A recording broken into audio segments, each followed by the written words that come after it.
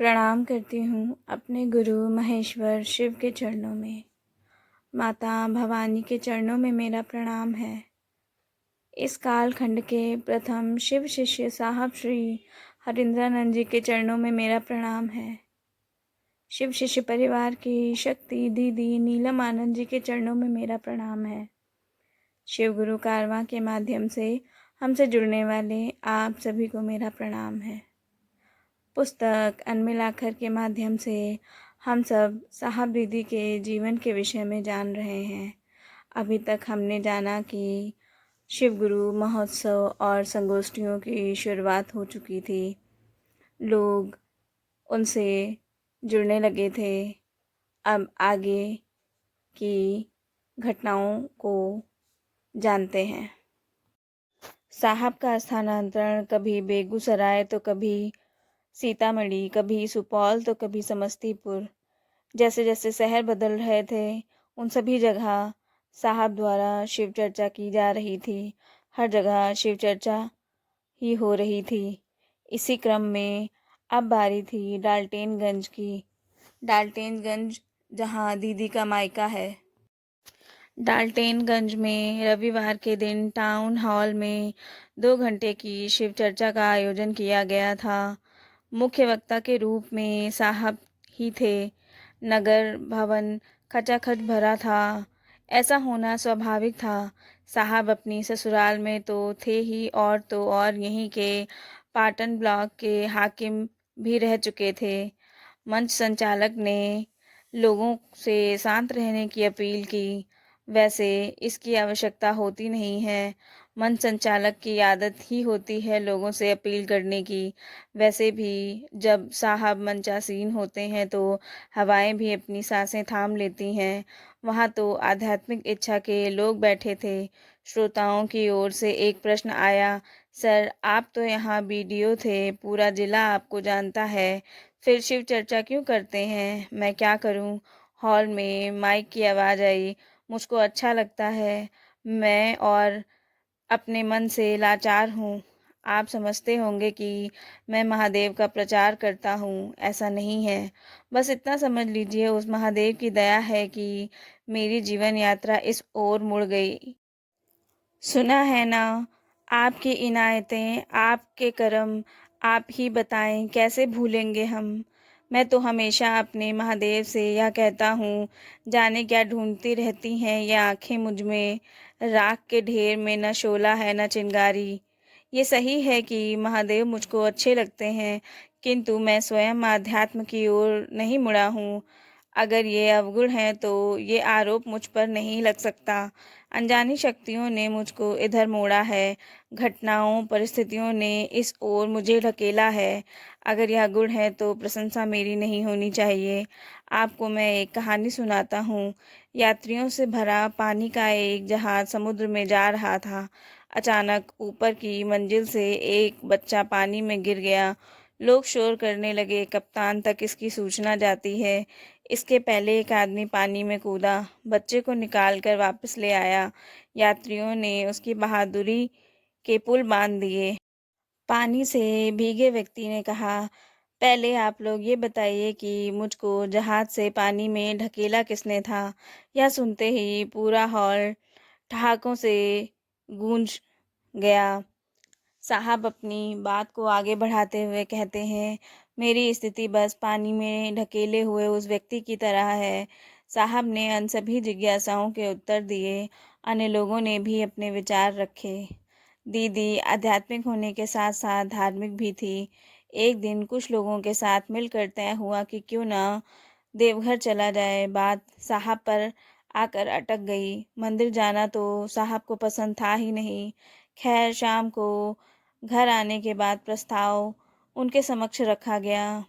दीदी का मन समझकर उन्होंने हामी भर दी और कहा, ठीक है चलिए। 3 दिनों की छुट्टी ली।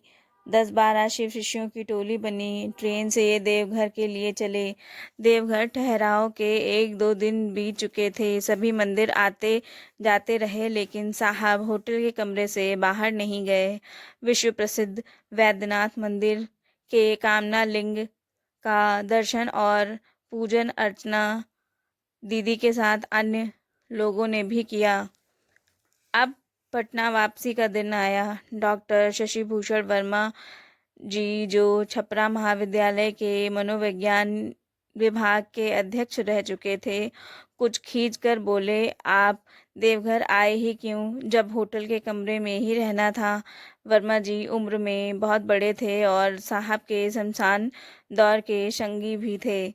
उन्होंने आराम से मुस्कुराते हुए कहा, छोड़िए सर, आप लोगों ने तो दर्शन किया ही है, मैं भीड़ में कहाँ जाता। दीदी भी कुछ नाराज सी दिख रही थी। अरे भाई, अपनों से अकेले में ही मिलना अच्छा लगता है, इसमें नाराज होने जैसी कोई बात नहीं है। सवेरा उतर चुका था। स्टेशन पर यात्रियों का उफान था। एक तो पूर्णिमा का दिन, उस पर से जसीडीह स्टेशन, जसीडीह वैद्यनाथ जाने के पहले एक मुख्य स्टेशन है।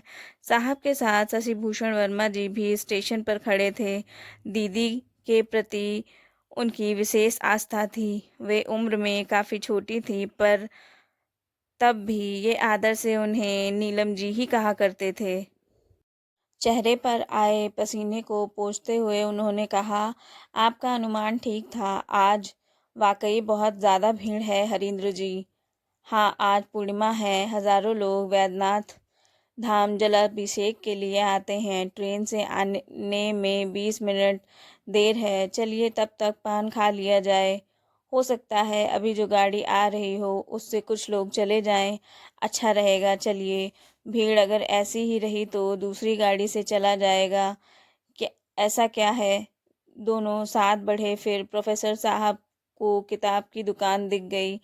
अब किताब की दुकान और प्रोफेसर एक दूसरे के सामने रहें और रूबरू ना हों, ऐसा हो ही नहीं सकता। उन्होंने कहा, आप पान खाकर आएं, तब तक मैं मैगजीन देखता हूँ। साहब पान खाने प्लेटफॉर्म से बाहर चले गए। पान खाकर लौटे तब तक शशिभूषण वर्मा जी बुक स्टॉल पर ही खड़े थे, इंतज़ार कर रहे थे। दोनों पत्रिका लेकर उधर बढ़े जिधर दीदी बच्चों को लेकर बैठी थी। सर सर, आपने अपनी कलाई में क्या पहन रखा है? एक अपरिचित नौजवान ने पूछा। हम लोग शिव के शिष्य हैं, वर्मा जी ने कहा। तब तो आप लोग हरीन्द्रानंद जी को जानते होंगे। हाँ, जानता हूँ। पर आप कैसे जानते हैं? हम नहीं जानते हैं और ना ही उनको देखे हैं, लेकिन नाम बहुत सुने हैं। अच्छा, क्या सुना है? यही कि ये बड़े सिद्ध पुरुष हैं, चमत्कारिक व्यक्तित्व है उनका। और क्या? आप जब उनको जानते हैं और महादेव के शिष्य भी हैं, तो ये सब तो आपको पता ही होगा ना। आप हरीन्द्रानंद जी से मिलना चाहेंगे? प्रोफेसर वर्मा उनका परिचय कराने के लिए बढ़ ही रहे थे कि इनका इशारा समझकर रुक गए। इस बार साहब ने ही इशारा करते हुए कहा, देखिए वहाँ हरीन्द्रानंद जी की पत्नी नीलम आनंद जी बेंच पर बच्चों के साथ बैठी हैं, जाकर मिल लीजिए। आप लोग रहने वाले कहाँ के हैं? वर्मा जी ने पूछा। हम सभी लखीसराय के रहने वाले हैं। प्रत्येक पूर्णिमा को यहाँ बाबा पर जल चढ़ाने आते हैं। जो लोग उनसे साहब के बारे में पूछ रहे थे, वे सब अब दीदी की ओर बढ़ गए। लगभग 15-20 लोगों का जमावड़ा हो चुका था। राजमणि तो राजमणि होती है, नाम के अनुरूप जहाँ रहेंगी रोशनी ही लुटाएंगी। उन अपरिचित व्यक्तियों को परिचित बनाने में दीदी को ज़रा भी समय नहीं लगा। कोई पानी ला रहा था, कोई बच्चों को बिस्कुट दे रहा था। हाँ, इस बीच यह ज़रूर हो गया था कि साहब का परिचय उन लोगों को प्राप्त हो चुका था। 2-4 कदम की दूरी थी। परिचय, प्रणाम और स्नेह के लेन देन में बदल गया। साहब ने पूछा, कैसे जाएंगे इतनी भीड़ में? जवाब आया, हम लोग हैं ना मदद में। सर, आप दीदी जी और बच्चों के साथ यहीं रुकिए, सब हो जाएगा। सूचना हो चुकी है, ट्रेन आने वाली है। कुछ गुरु बहनें भी थी। सकुचाते हुए एक ने कहा, दीदी हम लोगों को भी कुछ बताइए ना। क्या बताऊं, बोलिए। कुछ भी, जैसे चर्चा। साहब तो अंतर्यामी हैं, सब कुछ जान लेते हैं। बगल में बैठे साहब हंस दिए। ये आपको किस बेवकूफ़ ने बता दिया कि मैं अंतर्यामी हूँ? अंतर्यामी तो एक मात्र वही है जिसका मैं शिष्य हूँ। आपको कुछ पूछना है तो बोलिए। नहीं सर, आपके दर्शन हो गए, अब क्या जानना और समझना, यही काफ़ी है। महादेव ने जिसे स्वयं चुना है उससे क्या पूछना। जो भी प्रश्न थे वे आपके दर्शन से ही उत्तरित हो गए। गाड़ी क्यूल आ चुकी थी। क्यूल और लखीसराय के बीच एक पुल ही का फासला है। लोगों में पाँव छूने की होड़ लग गई। मना करने के बावजूद लोग मानने वाले नहीं थे। प्रतिष्ठा और तिरस्कार से व्यक्तित्व की मर्यादा बढ़ जाती है। सामने से गाड़ी लखीसराय स्टेशन पर रुकी। स्थानीय यात्री ट्रेन से उतर गए। लोग सफ़र करते हैं जीवन के इन्हीं संघर्षों के बीच। सभी को नियति से निर्धारित मंजिल ही मिल पाती है। सभी की अपनी कहानी है। सांसारिक सुखों की परिधि में हम दीर्घकालिक योजनाओं की परिकल्पना और उसके क्रियान्वयन में जगत की अपनी अल्पकालिक यात्रा भूल जाते हैं। अपनों की चिंता हमें सताती है, लेकिन अपनी यात्रा विस्मित हो जाती है। सही स्थिति यही है कि हम लोग भोग को भोगते नहीं हैं, अपितु स्वयं ही भुक्त हो जाते हैं। किसी भोग को भोगाधिपति की तरह भोगना तथा स्वयं भुक्त हो जाना दो पृथक स्थितियां हैं। हम सुख के साधन एकत्रित करते हैं, लेकिन उनसे हमारा लगाव, उनके रखरखाव की चिंता एवं विगलाव का भय हमें दुख देता है। निर्विवाद रूप से अपने सुख के लिए निमित्त संबंध और सामग्रियां ज्ञानाभाव के कारण हमें प्रताड़ित एवं संत्रास देती हैं। सम्मिष्ट से सिमटा हुआ व्यक्ति मूल मानवीय गुणों से वंचित हो जाता है, पर शिव की शिष्यता मानव जीवन को एक नया आयाम देती है। तभी तो जहाँ पैर रखने की जगह नहीं थी, वहाँ शिव शिष्यों की टोली मिल गई और सभी सुरक्षित अपने गंतव्य पर पहुँच गए। पटना उतरते ही ट्रेन का टीटी लपकता हुआ इनके नज़दीक आया और पूछा, सर गाड़ी कहाँ है आपकी? बाहर क्यों, क्या हुआ? चलिए आपको गाड़ी तक छोड़ देता हूँ। टिकट परीक्षक श्रद्धान्वित था। कोई बात नहीं, मैं चला जाऊँगा। साहब आज तक समझ नहीं पाए कि उस टीटी ने उन्हें पहचाना कैसे। एक रविवार को अभिनवानंद, जो 9वीं कक्षा के छात्र थे, आदमी की एक खोपड़ी लेकर अपने फ्लैट में आए। साहब और दीदी वहीं ड्राइंग रूम में बैठे हुए थे। हाथ में खोपड़ी देखकर दीदी ने पूछा, यह क्या है? मम्मी, 108 नंबर फ्लैट के अंकल केरल चले गए। वे रिटायर्ड कर गए। उनका घर खाली है, दरवाजे खिड़कियां खुली हुई हैं और कोई सामान नहीं है। 108 नंबर फ्लैट और साहब के घर के बीच बस एक और फ्लैट था। ये 106 में रहते थे। बायोलॉजी के प्रोफेसर हैं वो। कंकाल, खोपड़ी, कीट पतंगे उनके घर में दिख जाया करते थे। घर की अलमारी में यह खोपड़ी रखी थी। आप वहीं रखाइए, साहब ने कहा। मोनू बाबू ने कहा, हाँ तो कहा। तब तक दीदी ने कहा, देखें पापा तो बचपन से ही शमशान से खोपड़ी लेकर आया करते थे। दीदी ने साहब से पूछा, अच्छा खोपड़ी का आप करते क्या थे? खाना बनाकर थोड़े ही खाता था। लाइए एक तमाशा दिखाता हूँ। साइकिल चलाना छोड़ दिया है। इसका मतलब यह थोड़ी ही है कि साइकिल चलाने की कला भूल गया हूँ। मोनू बाबू चकल्लस मारने निकल गए थे। उनके बड़े भाई अन्नू बाबू वहीं बैठे बैठे भुनभुना रहे थे, पापा भी क्या क्या करते रहते हैं। किसी ने कोई उत्तर नहीं दिया। ज़रा सरसों का तेल और सिंदूर लाना, साहब ने दीदी से कहा। दोनों सामग्रियां आई। थोड़ा सरसों का तेल दाहिनी हथेली पर मांगा, फिर उसमें थोड़ा सिंदूर मिलाया। बाएं हाथ की अनामिका से सिंदूर को तेल से मिलाने लगे। शायद मिलाने की गिनती भी निर्धारित थी और नेपथ्य में मंत्र भी। तत्पश्चात बाएं हाथ के अंगूठे से खोपड़ी पर गहरा लाल लंबा टीका कर दिया। कहा, इस खोपड़ी को यहीं पलंग के नीचे रख दीजिए। रात में उसी पलंग पर लवली दीदी और मोनू भैया सोया करते थे। कुछ तो नहीं हुआ। दीदी ने चुटकी लेते हुए कहा, भाई रात होने दीजिए, बात खत्म हो गई। बगल वाले कमरे में ही इनका शयन कक्ष था। उसी में पूजा का रैक भी। मध्यरात्रि सभी सोए थे। अचानक लवली के रोने की आवाज़ सुनाई पड़ी। दीदी अकबका कर कमरे में आई। ये भी पीछे पीछे बल्ब जलाया गया। वैसे नाइट बल्ब जल रहा था, पर उसकी रोशनी पर्याप्त नहीं थी। पलंग पर दोनों बैठे थे। मोनू बाबू भी डरे हुए थे।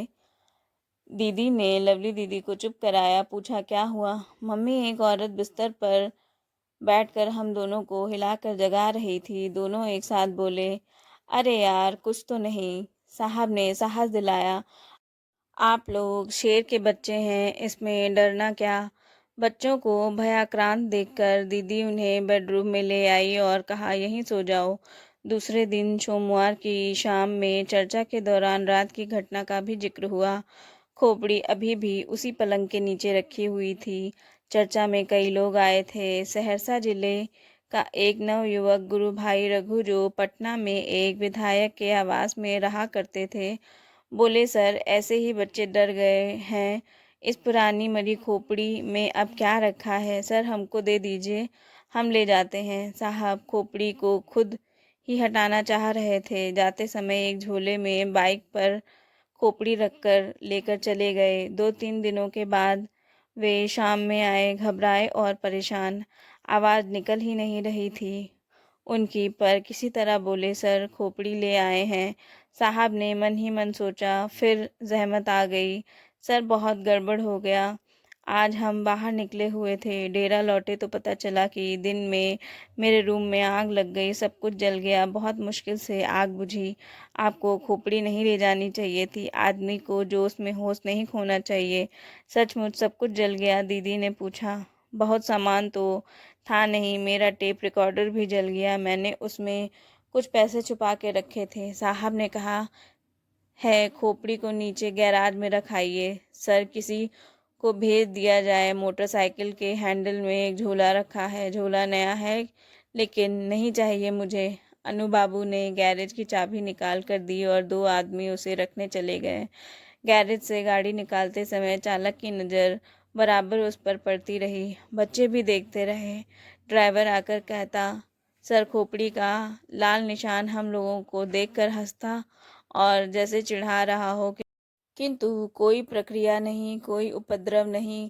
सरकारी आवास बदलकर अब 60 फ्लैट में चला गया था। उसके कुछ महीने के पश्चात वो गैरेज खाली करना था। अनु बाबू चाबी लेकर गए। गैरेज खाली हो गया। चाबी केयरटेकर को दे दी गई। अब किसी को ध्यान ही नहीं था कि खोपड़ी का क्या हुआ। सरकारी नौकरी के क्रम में साहब ने सचिवालय में ही विभिन्न विभागों में योगदान दिया। सन 2000 के नवंबर में जब बिहार राज्य का विभाजन हुआ और झारखंड राज्य अस्तित्व में आया, तो अस्थायी रूप से इनकी पदस्थापना झारखंड की राजधानी रांची में हुई। नया राज्य था, सो काम का बोझ ज़्यादा था। फिर भी जब भी समय मिलता, ये लोगों के बीच शिव शिष्य बनाने में लगे रहते, किंतु ये सारे प्रयास विफल हो रहे थे। रांची के अपने सरकारी आवास HEC से कार्यालय जाते और ज़्यादा काम होने पर देर रात वापस आते। सोचते, यहाँ तो शिव चर्चा बिल्कुल ही नहीं हो पाती है। रात में परिवार का साथ मिलता, पर अधिक समय कार्यालय में व्यतीत होता। एक दिन दोपहर में खाना खाने साहब आवास आ रहे थे। घर से कुछ ही दूरी पर एक जूता सीने वाला बोरा बिछाकर सड़क के किनारे बैठा था। साहब ने गाड़ी रोकी। पूछा, भैया, रिवॉल्वर की खोली फट गई है, सिल दोगे? उसने सर हिलाते हुए कहा, हाँ। बोले, बगल में डेरा है, आ जाना। भोजन के उपरांत चलने को हुए। वह आदमी फाटक पर आया। उन्होंने उसे भीतर बुलाया और सामने की कुर्सी पर बैठने को कहा। वह नहीं बैठा। तेज स्वर में कहा, भाई बैठिए ना। बमुश्किल वह बैठा। रिवॉल्वर का होल्स्टर दे दिया गया। सीने के बाद वह पॉलिश करने को बोला गया उसे। तब तक उसके लिए चाय आ गई। वह कप लेकर बाहर निकल गया। रात में जब साहब ऑफिस से आए तो दीदी ने उन्हें बताया कि रिवॉल्वर का होल्स्टर ठीक हो गया है। मैंने उसे शिव शिष्य बनाया और कहा कि अगल बगल के दुकान वालों को भी महादेव का शिष्य बनाइएगा। दूसरे दिन अहले सुबह पान की गुमटी वाले सपन मंडल और वही जूता सीने वाला दोनों उनके आवाज़ पर आ गए। चाय चली और थोड़ी चर्चा भी। फिर क्या था, चल पड़ी गाड़ी। यह था रांची में शिव शिष्यता का शुभारंभ। जूता सीने वाले का अब तो पता नहीं। सपन मंडल सपरिवार अब भी शिव शिष्यता की मसाल जलाए हुए हैं। लगभग 3 साल बाद पुनः साहब बिहार कैडर में वापस आ गए। अपनी जड़ों की ओर ये फिर से लौट आए, अपनी जन्मभूमि, अपनी कर्म भूमि की सेवा के लिए। वैसे भाग्य विधाता ने इन्हें बिहार में पुनः पदस्थापित कर अपने तर्कस का कौन सा तीर चलाया, यह तो अनुमानस की सीमा से परे था, पर जो था वह सब सकारात्मक था। सचिवालय में पदस्थापित रहने के कारण समयाभाव वाली कोई बात नहीं थी। अवकाश के दिन अब घर पर ही साहब रहा करते थे, अतएव शिव चर्चा तन्मयता से करने लगे थे साहब। बच्चे अब वयस्क हो चुके थे। उनका उज्जवल भविष्य उन्हें सौंप कर ये दोनों अपने लौकिक कर्तव्य का वहन बखूबी से कर रहे थे। अब तो और निहिष एक ही काम था, महादेव का काम। सुबह उनके ऑफिस जाने के बाद दीदी आगंतुक गुरु भाई बहनों से मिलती, उनकी समस्याओं का यथास्थ समाधान करती और समाधान का उपाय भी बताती। जिस सत्य को अन्वेषित कर उनके पति ने उन्हें बताया, उससे उनका जीवन शिवमय हो गया था। वे मनसा वाचा कर्मणा लोगों को अपने गुरु शिव से जोड़ने में लगी रहती थी। आज सहरसा एवं मधेपुरा के आसपास के कई गुरु भाई बहनों ने पटना में डेरा जमा लिया था। ये सभी शिव गुरु महोत्सव आयोजित कराने के उद्देश्य से आए थे। सबकी इच्छा थी कि साहब और दीदी शिव चर्चा के लिए समय दें, ताकि उत्तर बिहार में भी गुरु कार्य तेज गति से हो सके। दीदी सभी की पैरवीकार थी, ये उनसे स्नेह भी करती थी। आए हुए लोगों में कुछ वैसे लोग भी थे जो मधेपुरा प्रवास के क्रम में दीदी के सानिध्य में रहा करते थे। इनके साथ मिलकर बैठकर शिव गुरु भजन तैयार करती थी दीदी। सभी जिद पर अड़े थे कि जहाँ से शिव चर्चा की शुरुआत हुई है वहीं शिव गुरु कार्य शिथिल पड़ गया है, इसीलिए एक कार्यक्रम बहुत आवश्यक है। दीदी उस समय बहुत अस्वस्थ चल रही थीं, लेकिन उन्होंने आश्वासन दिया कि साहब के आने पर कार्यक्रम लेने में सहयोग करेंगी। सभी गुरु भाई बहन उनके ऑफिस से आने की प्रतीक्षा करने लगे। शाम को दफ्तर से आने में थोड़ी देर हो गई थी। आज चर्चा का विषय कुछ खास नहीं था, बस पुराने लोग मिले थे। चल पड़ा यादों का सिलसिला। कैसे सिंहेश्वर में प्रसाद ग्रहण हुआ, तो कैसे महिषी में पंडितों ने बवाल काटा था प्रसाद चढ़ाने के नाम पर। चाय का दौर चला तो कभी कॉफ़ी का। हाँ, इस बैठक के दौरान गुरु भाइयों की निगाह बस दीदी की ओर उठ जाती थी और इशारे से ही उनके पास अर्जी लगा दी जाती थी। दीदी ने बात छेड़ी कि ये लोग शिव गुरु महोत्सव करना चाहते हैं, आपका कार्यक्रम लेने आए हैं। साहब ने तुरंत कहा, अरे भाई, चर्चा वहीं से तो शुरू हुई है और लगातार 6 सालों से तो वहीं पर चर्चा हुई ही है ना। मैं नहीं समझता कि वहाँ इसके लिए जाने की आवश्यकता है। हाँ, अगर घूमने फिरने चलना है तो चला जा सकता है, पुराने लोगों से भेंट भी हो जाएगी। सर, चर्चा हुई तो है, लेकिन आपके द्वारा एक शिव गुरु महोत्सव आयोजन हो जाता तो बड़ी कृपा होती, एक पुराने गुरु भाई ने कहा, जिनका समर्थन सभी ने किया। साहब ने दीदी की ओर देखकर पूछा, क्या कहती हैं? महोत्सव दिया जाए? आपका स्वास्थ्य तो ऐसा नहीं है कि आप जा सकेंगी। साहब की आवाज़ में थोड़ी नरमी थी, जिसका फायदा गुरु भाइयों ने उठा लिया। दीदी ने सहमति दे दी और कार्यक्रम की तिथि निर्धारित कर दी गई। गुरु भाइयों की इच्छा अपनी प्रिय दीदी को भी ले जाने की थी, लेकिन वह संभव नहीं हो सका। उनका शरीर उन दिनों साथ नहीं दे रहा था। लोग भारी मन से ही सही पर मान गए कि दीदी कार्यक्रम में नहीं आ पाएंगी।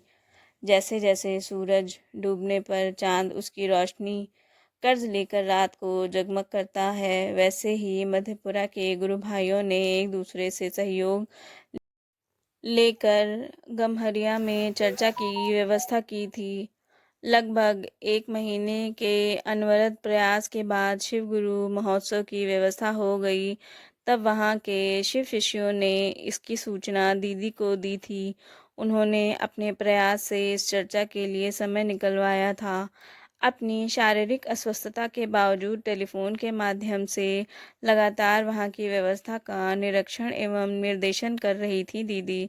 जिस नीड़ का आश्रय वर्षों पूर्व छूट गया था, उसका प्रेम फिर उन्हें पुकार रहा था, लेकिन जाने की इच्छा रहते हुए अस्वस्थता के कारण अपनी भावनाओं को अपने नियंत्रण में रखे हुई थीं। पूर्वी क्षितिज पर गुलाबी पंखुड़ियां बिखरने लगी थी और सुनहले पराग की एक बौछार सुबह के ताजे फूलों पर बिछ गई थी। मेला जैसा दिख रहा था। कहा कहना कठिन था कि संख्या पैदल चलने वाले लोगों की अधिक थी या गाड़ियों की। सहरसा, मधेपुरा एवं आसपास के क्षेत्रों से गाड़ियों में भर भर कर लोग साहब की चर्चा को सुनने के लिए गम्हरिया पहुंच गए थे। देखते देखते गम्हरिया का वह पवित्र मैदान चारों ओर से लोगों से घिर गया था। लगभग 1 लाख लोग वहां आ चुके थे। गर्मी के दिन थे, आसमान जैसे आग उगल रहा था, धरती तप रही थी, फिर भी लोग साहब की चर्चा को सुनने के लिए उत्सुक और ललाहित थे। कुछ तो अपनी समस्याओं का समाधान उनके दर्शन मात्र से ही प्राप्त कर लेते। महान संकल्प ही तो महान परिणाम का जनक होता है। साहब का महान संकल्प काल के फलक पर साकार दृष्टिगोचर हो रहा था, जिसने अंधविश्वासों और रूढ़ियों की काल कोठरी से भारत वर्ष की गौरवमयी आध्यात्मिक संस्कृति को मुक्त कर आम जनता का कंठहार बना दिया था। गम्हरिया के मैदान में फूलों से सजा मंच किसी गुलदस्ते की भांति दिख रहा था। लगभग 11 बजे वरीण गुरु भ्राता की गाड़ी मंच के समीप आकर रुकी। गाड़ी रुकते ही भीड़ उनके दर्शन पाने के लिए उमड़ पड़ी। लोग इतने उतावले हो गए कि बांस से बने बैरियर को फांदकर मंच के समीप आ पहुंचे। जागा जागा महादेव के उद्घोष से गम्हरिया की धरती गूंज उठी। मंच संचालक ने लोगों से शांति बनाए रखने की अपील की, लेकिन यह प्रेम था जो नदी के टूटे बांध की तरह धैर्य के वट वृक्षों को बहा ले गया। भजन गायकों ने थोड़ी देर के लिए भजन के प्रवाह को विराम दिया। सभी भीड़ को नियंत्रित करने में लग गए। थोड़ी देर में स्थिति नियंत्रण में थी। चर्चा पुनः प्रारंभ हुई। सभी वक्ताओं ने अपनी अनुभूतियों के आलोक में शिव चर्चा की प्रासंगिकता को महत्वपूर्ण बताया। प्रोफेसर रामेश्वर मंडल जी ने वरेण्य गुरु भ्राता साहब की आध्यात्मिक यात्रा पर प्रकाश डाला। 2 भजन के बाद मंच संचालक ने साहब से मंच पर आने का आग्रह किया, जिसे उन्होंने स्वीकार कर मंच पर उपस्थित हुए। उनके मंच पर पहुंचते ही पूरा का पूरा मैदान शांत हो गया। अंग्रेजी में कहते हैं ना, पिन ड्रॉप साइलेंस। साहब के द्वारा की जाने वाली चर्चा का एहसास ही लोगों को तरोताजा कर गया। वर्तमान काल में शिव गुरु की उपादेयता का प्रकाश डालते हुए वे बताते हैं कि शिव ही एकमात्र उपाय है जो गुरु का कार्य करेगा। उसे ही ज्ञान अर्जित किया जा सकता है। जो डॉक्टर है वही दवा देगा और व्याधियों से मुक्त करेगा। हम आप तो कर नहीं सकते। गम्हरिया की चर्चा विराम की ओर थी। हालांकि अभी समाप्ति की घोषणा नहीं हुई थी। वरेण्य गुरु भ्राता ने फिर से आने का वादा किया, लेकिन यह क्या, उनके मंच से उतरते ही आंधी और तूफान ऐसे चलने लगा जैसे आज सब कुछ उड़ा कर ले जाएगा। चारों ओर अफरा तफरी मच गई। इतनी विशाल भीड़ को संभालना आयोजकों के लिए आसान नहीं था। मैदान में लगे टेंट, पंडाल के कपड़े फटकर दूर जा गिरे। बिजली की व्यवस्था के लिए लगाया गया जनरेटर तेज तूफान में इधर उधर हो रहा था, मानो घड़ी का घंटा हो। लोगों से अपील की जा रही थी कि धैर्य बनाए रखें, लेकिन तूफान के घर घर नाद के आगे सब बेकार था। शिव शिष्यों द्वारा मन ही मन लगातार महादेव से दया की याचना की जा रही थी। साहब मंच के पास ही खड़े थे, मौन पर गंभीर। महादेव, अब तू ही सहाय बस, इनका मन यही सोच रहा था। कुछ देर बाद जब तूफान शांत हुआ तो लोगों ने देखा, अपार भीड़ के बावजूद किसी को जरा भी क्षति नहीं हुई। कोई आहत नहीं हुआ। सब कुछ सामान्य था। यह उस महादेव की असीम दया का ही परिणाम था, वरना एक छोटे से आयोजन की भगदड़ में कई लोग काल के गाल में समा जाते हैं। वह बस वही है महादेव, अब तू ही सहाय। सभी सकुशल घर लौट आए। आंधी तूफान के कारण दूसरे दिन की चर्चा बंद कर दी गई। पहले 2 ही दिवसीय शिव गुरु चर्चाएं होती थी, पर जैसे जैसे शिव शिष्यों की संख्या बढ़ती गई, वैसे वैसे महोत्सव का समय कम होता गया। शिव गुरु की शिष्यता अब व्यापक रूप ले चुकी थी। गढ़बरुआरी के कपिलेश्वर महादेव मंदिर के समक्ष शमशान में हुई प्रथम चर्चा, जो आम जनमानस के लिए थी, उसे शिव गुरु महोत्सव का नाम दिया गया। उसके बाद चल पड़ा महोत्सवों और संगोष्ठियों का सिलसिला। साहब जिस भी शहर में जाते, जिस भी शहर में उनका स्थानांतरण होता, वहाँ शिव गुरु की चर्चाएं होनी शुरू हो गई थीं। बिहार राज्य के विभाजन के बाद झारखंड राज्य की राजधानी में भी साहब ने शिव गुरु चर्चा शुरू की और आज व्यापक रूप से लोग शिव गुरु की चर्चाएं कर रहे हैं, संगोष्ठियां कर रहे हैं और महोत्सवों को कर रहे हैं।